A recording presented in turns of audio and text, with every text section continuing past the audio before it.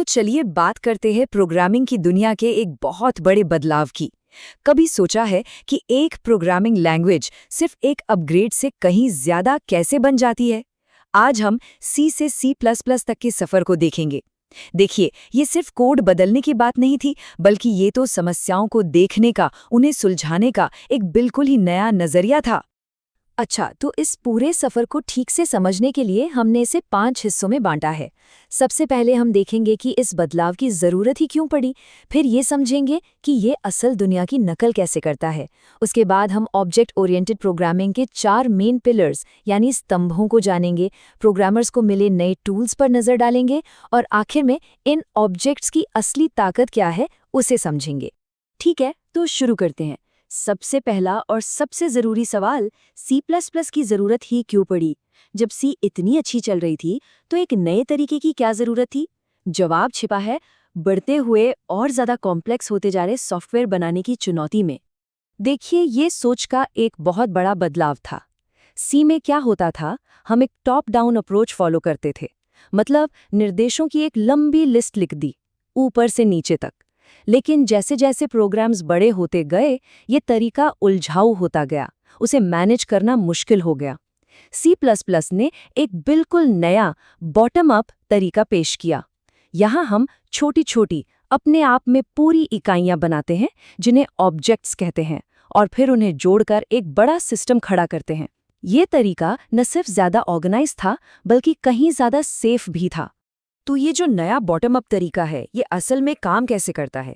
इसका जो मैजिक है ना, वो है असल दुनिया की चीजों को सीधे कोड में उतारना। अब हम लंबे लंबे निर्देशों के बारे में नहीं सोच रहे, बल्कि उन चीजों या ऑब्जेक्ट्स के बारे में सोच रहे हैं जिनसे हमारा प्रोग्राम बनेगा। और इस सोच की शुरुआत होती है क्लास से। एक क्लास को ना आप एक घर के ब्लूप्रिंट या नक्शे की तरह समझ सकते हैं। वो नक्शा बताता है कि घर में कितने कमरे होंगे, दरवाजे कहाँ होंगे, खिड़कियां कहाँ होंगी। लेकिन वो नक्शा खुद घर नहीं होता, वो तो बस एक डिजाइन है, उसके लिए कोई असल जगह नहीं लगती। और फिर आता है ऑब्जेक्ट। अगर क्लास वो ब्लूप्रिंट था, तो ऑब्जेक्ट उस ब्लूप्रिंट से बना असली घर है। ये एक असली चीज है जो कंप्यूटर की मेमोरी में जगह लेती है और जिसकी अपनी कुछ खासियतें होती हैं। एक ही ब्लूप्रिंट से आप कई सारे घर बना सकते हैं, है ना?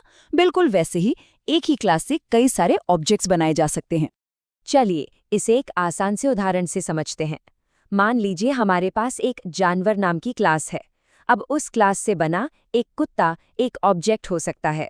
इस ऑब्जेक्ट की एक अवस्था या स्टेट होगी, जैसे कि उसका रंग क्या है, उसका नाम क्या है, उम्र कितनी है, और इसका एक व्यवहार या बिहेवियर भी होगा, जैसे कि ये भौंक सकता है, खा सकता है, सो सकता है।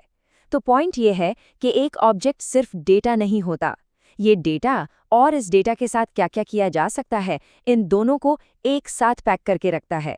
प्रोग्रामिंग का ये जो पूरा नया तरीका है, ये 4 मजबूत पिलर्स पर खड़ा है। यही वो सिद्धांत हैं जो ऑब्जेक्ट ओरिएंटेड प्रोग्रामिंग को इतना पावरफुल बनाते हैं। चलिए एक एक करके इन चारों को देखते हैं। तो हमारा पहला पिलर है एनकैप्सुलेशन।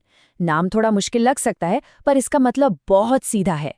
संबंधित डेटा और उसे कंट्रोल करने वाले फंक्शंस को एक साथ एक सेफ बंडल में बांध देना। ये एक तरह से आपके डेटा को बाहरी दुनिया से बचाने वाली ढाल है। ये कैप्सूल वाला उदाहरण एकदम परफेक्ट है। सोचिए, जैसे दवा का एक कैप्सूल अपनी सारी सामग्री को सुरक्षित रूप से अपने अंदर रखता है, बिल्कुल वैसे ही एक क्लास अपने डेटा और मेथड्स को एक साथ रखती है, ताकि बाहर से कोई भी आकर उसमें छेड़छाड़ न कर सके। तो यह सबसे जरूरी बात क्या है? डेटा की सुरक्षा। एनकैप्सुलेशन का सबसे बड़ा फायदा यही है। ये पक्का करता है कि डेटा को कोई अनजाने में या गलत तरीके से बदल न दे।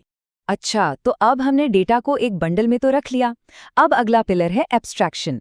ये हमें ये कंट्रोल करने में मदद करता है कि बाहरी दुनिया उस बंडल को कैसे देखेगी। सीधी भाषा में कहें तो ये कॉम्प्लेक्स चीज़ों को सिंपल बनाने की कला है। सिर्फ वही दिखाओ जो ज़रूरी है और बाकी सारी डिटेल छिपा दो। बाइक का उदाहरण सोचिए, बिल्कुल क्लियर हो जाएगा।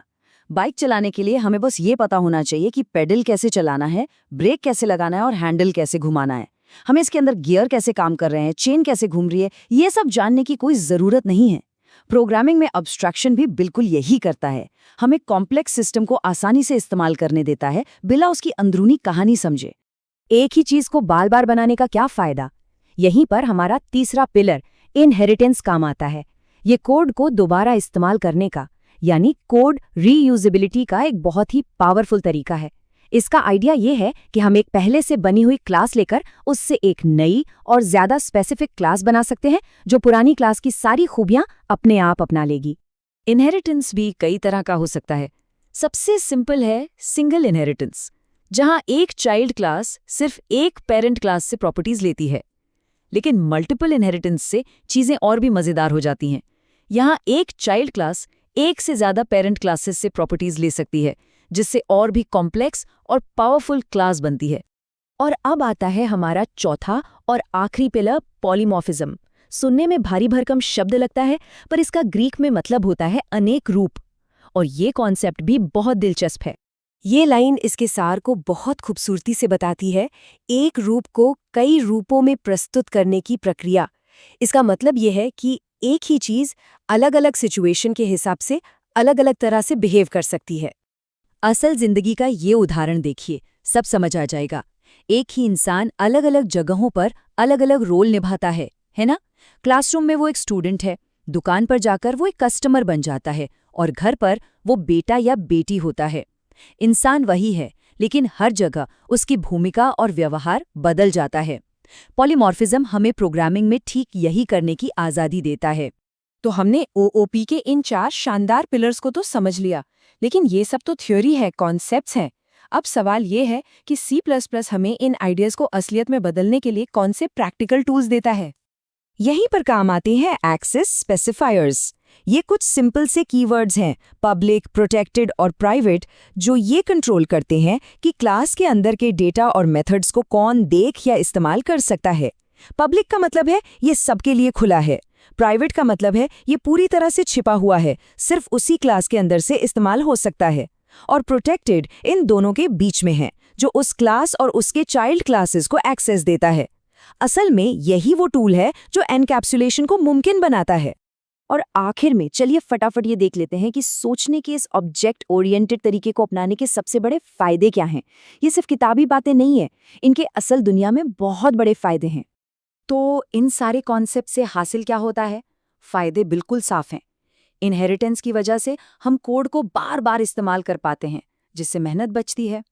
एनकैप्सुलेशन और एब्स्ट्रैक्शन हमारे डेटा के चारों तरफ एक मजबूत दीवार खड़ी कर देते हैं, जिससे सिक्योरिटी बढ़ जाती है। कोड को समझना और मेंटेन करना बहुत आसान हो जाता है, क्योंकि वो छोटी छोटी ऑर्गेनाइज्ड यूनिट्स में बटा होता है। और शायद सबसे ज़रूरी बात, ये हमें ऐसे प्रोग्राम बनाने की ताकत देता है जो असल दुनिया की समस्याओं को ज़्यादा बेहतर तरीके से मॉडल कर पाते हैं। तो C से C++ तक का सफ़र सिर्फ कुछ नए कमांड सीखने जैसा नहीं था।